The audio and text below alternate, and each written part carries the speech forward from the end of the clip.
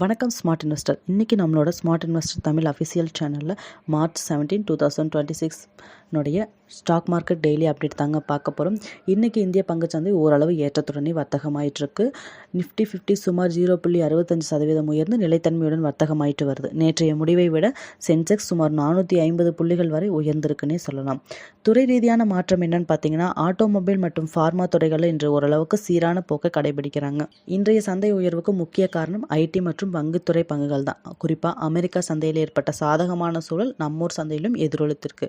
தங்கத்தினோட விலை சிறிய மாற்றங்கள் இருந்தாலும் நீண்ட கால முதலீட்டாளர்களுக்கு இது ஒரு நல்ல வாய்ப்பாகவே பார்க்குறாங்க.